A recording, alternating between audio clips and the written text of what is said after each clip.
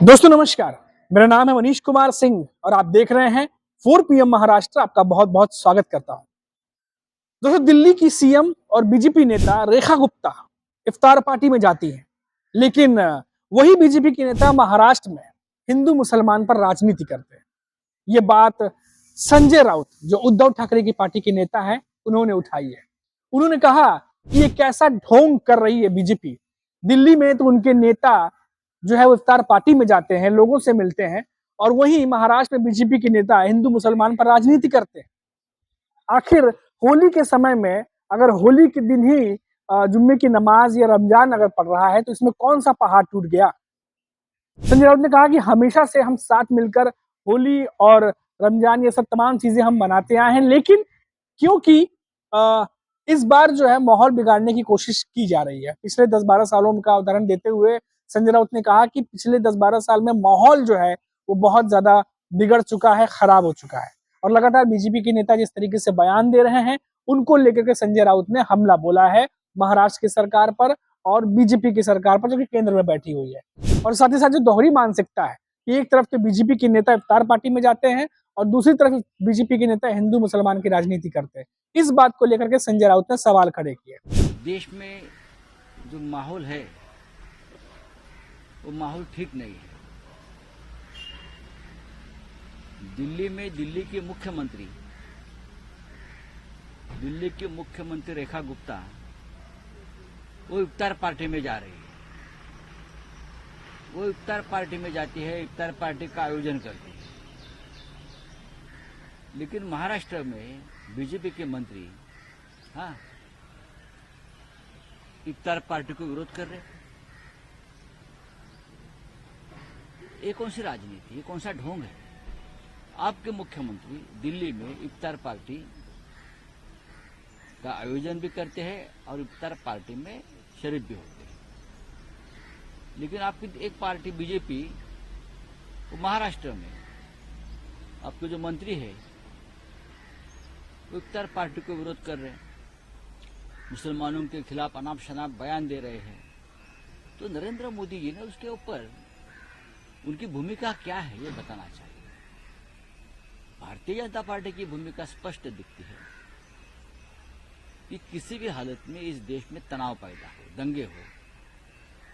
जब तक दंगे नहीं होते, तनाव पैदा नहीं होता है, तब तक वो चुनाव नहीं जीत पाते या इलेक्शन नहीं कर पाते। महाराष्ट्र की आप देखिए हालत क्या है, देश की हालत देखिए। होली भी आई और उनका नमाज भी आई, अगर जुम्मा का नमाज है, एक दिन में आ गया तो दोनों के ऊपर कोई पहाड़ नहीं गिरता है। दोनों धर्मों के लोगों ने संयम रखना चाहिए था और चाहिए और रखा भी है, ऐसा नहीं है। लेकिन महाराष्ट्र में कुछ जगह पर ये जो नव हिंदुत्ववादी है, कल तक किसी और पार्टी में थे, कल तक आरएसएस को गालियां दे रहे थे, कल तक बीजेपी को गालियां दे रहे थे, कल तक वीर सावरकर को गालियां दे रहे थे। अब बीजेपी आ गए, बीजेपी में आकर पावन हो गए, और अब यहाँ आकर जिस तरह से उनकी भाषा चल रही है वो ठीक नहीं है भाई। मुसलमानों के लिए अलग दुकान, हिंदुओं के लिए अलग दुकान, ऐसा देश चलता है क्या? ऐसा कभी देश अखंड रहता है क्या? एक जगह पे हम अखंड हिंदुस्तान की बात करते हैं और हिंदुस्तान में ही आप दो राष्ट्र बना रहे हैं, एक हिंदू राष्ट्र मुसलमान है, दूसरा मुसलमानों का राष्ट्र हम बना रहे हैं। यही हालत 1947 से पहले, विभाजन से पहले हमारे देश में थी। तब डॉक्टर आंबेडकर जी ने कहा था कि भारत में मैं दो राष्ट्र देख रहा हूं, हिंदू और मुसलमान। ये ठीक नहीं। अब देखिए दोस्तों, संघ प्रमुख मोहन भागवत वो पहले ही कह चुके हैं कि देश के विकास में हिंदू हो चाहे मुसलमान, सबकी भागीदारी एक होनी चाहिए। कई बार वो ये बात कहते नजर आते हैं। अब संजय राउत सवाल खड़े कर रहे हैं कि अगर मोहन भागवत ये बात कहते हैं तो उनकी बात बीजेपी में कौन मान रहा है? क्या बीजेपी के नेता मोहन भागवत की कही बातों को फॉलो कर रहे हैं? आखिर बीजेपी के नेता क्या चाहते हैं? अगर उनके बयानों को आप देखिए तो वो किसी और तरीके की राजनीति कर रहे हैं। संजय राउत ने कहा कि अब देखिए महाराष्ट्र में तो अब दुकानें भी, जो मटन की दुकानें हैं, वो भी हिंदू की अलग और मुसलमान की अलग करने पर जो है वो बात चल रही है, राजनीति चल रही है। ये बात उन्होंने उठाई। आपको पता ही होगा पिछले दिनों किस तरीके से जो मत्स्य मंत्री हैं नीतीश राणे, उन्होंने कहा था कि जो मल्हार सर्टिफिकेशन दिया जाएगा, वेबसाइट शुरू की जाएगी जिसके तहत मल्हार सर्टिफिकेशन दिया जाएगा और जितने भी हिंदू हैं जो इस व्यवसाय में हैं वो सर्टिफिकेशन ले सकते हैं। और इस बात का जो है वो उन्होंने कहा कि इस चीज को पूरा प्रोसेस में किया जाएगा, इसका पूरा ऐलान किया था उन्होंने। इसको लेकर हमने देखा कि बहुत सारी राजनीति गर्मा गई थी, हालांकि कई सारे दल ने इसका विरोध किया या बोलने से जो है वो कतरा गए, लेकिन नीतीश राणे लगातार इस पर बयान देते रहे। और उससे पहले हमने देखा कि किस तरीके से अबू आजमी को लेकर के जो औरंगजेब पर उन्होंने बात कही थी उसको लेकर भी संजय राउत ने तंज कसा, कहा कि जो मौजूदा स्थिति है, जो मौजूदा समय में जो समस्याएं हैं, क्या वो औरंगजेब की वजह से है? औरंगजेब पर हो रही सियासत को लेकर के संजय राउत ने भी तंज कसा। हालांकि उन्होंने कहा कि जो तमाम जो बनाए गए हैं उनको हटाने की बात कही जा रही है, लेकिन वो हटाना है नहीं हटाना है और सुरक्षा व्यवस्था वो सब सरकार देखेगी, कानून व्यवस्था उनके हाथ में है, लेकिन जो राजनीति चल रही है इस पर वो सही नहीं है। किसानों की बात करते उन्होंने कहा कि पिछले 2 सालों में 3000 किसानों ने आत्महत्याएं कर ली हैं और अभी एक किसान अभी कुछ दिनों पहले ही खबर आई कि उन्होंने भी आत्महत्या की है। लेकिन क्या इन चीजों पर ध्यान दिया जा रहा है? बीजेपी के नेता इन पर बात नहीं करते, वो बात करते हैं हिंदू मुसलमान की राजनीति पे, मटन पे, हलाल मटन पे, झटका मटन पे, ये तमाम चीजों पर बातचीत होती है, जिसको लेकर संजय राउत ने कहा कि ये किस तरह की राजनीति हो रही है, समाज को बांटने का काम हो रहा है या भ्रमित करने का काम हो रहा है। ये तमाम बातें उन्होंने जो है अपने प्रेस कॉन्फ्रेंस में कही है।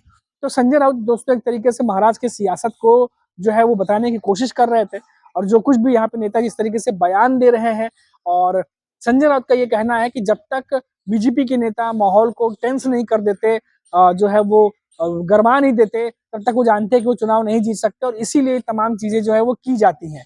तो अब देखिए दोस्तों, संजय राउत ने लगातार हिंदू वर्सेस मुसलमान की जो राजनीति चल रही है, जो बयान हमने देखे पहले कुछ जो बयान दिए गए थे, उन बयानों को लेकर के बीजेपी पे हमला बोला है संजय राउत ने। और शुरू कहां से किया है? दिल्ली की जो सीएम है रेखा गुप्ता, बीजेपी के नेता, जब वो इफ्तार पार्टी में गई तो उसको लेकर के तंज कसते हुए कहा कि बीजेपी के नेता खुद 2 तरह की राजनीति करते हैं और ये किस तरीके का ढोंग है, ये किस तरीके की राजनीति है, और उस पर सवाल खड़े किए हैं। तो ये जो बातें हैं वो संजय राउत कहते नजर आ रहे हैं। वहीं दोस्तों देखिए, महाराष्ट्र में अगर हम बात करें हिंदू और मुसलमान की जो राजनीति चल रही है, इस पर काफी समय से जो है वो देखा जा रहा है कि बीजेपी के नेता जो है आए दिन कोई ना कोई बयान देते रहते हैं।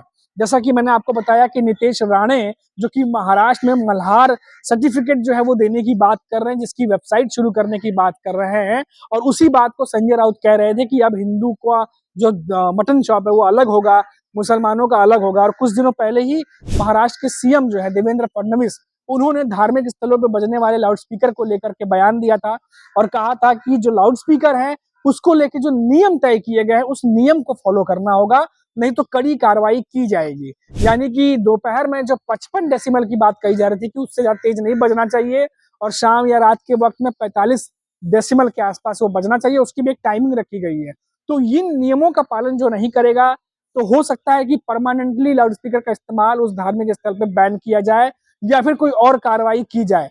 तो लाउडस्पीकर को लेकर के भी जब ये बयान आया तो काफी ज्यादा इस पर राजनीति हुई, काफी चर्चा हुई और ये तमाम चीजें लगातार एक के बाद एक चल रही हैं। उसी को लेकर के संजय राउत ने आज सवाल खड़े किए कि जो संघ बीजेपी से जुड़ा हुआ है, जो बीजेपी संघ की बात मानती है, दोनों से जुड़े हुए हैं, मोहन भागवत जब ये खुद कहते हैं कि देश में हिंदू मुसलमान जो है वो साथ मिलकर क्योंकि विकास की ओर ले जाना है, सबकी सहभागिता की बात करते हैं, और ऐसे में जब बीजेपी के नेता इस तरह की राजनीति करते हैं तो सवाल खड़े होते हैं। और कौन मानेगा मोहन भागवत की बात, क्योंकि मोहन भागवत जो है वो संघ के प्रमुख है और जब ये बातें कह रहे हैं तो क्या बीजेपी के नेता उनकी बात मान रहे हैं?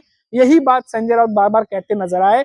और जिस तरीके की राजनीति महाराष्ट्र में हो रही है और जिस तरीके की राजनीति दिल्ली में हो रही है, दोनों ही राजनीति को तुलना करके उन्होंने ये तमाम बातें कही हैं। तो अभी के लिए इतना ही दोस्तों, आप देखते रहिए 4 PM महाराष्ट्र और मुझे इजाजत दीजिए, फिर लौटेंगे तो बात करेंगे किसी बड़ी खबर पर। नमस्कार।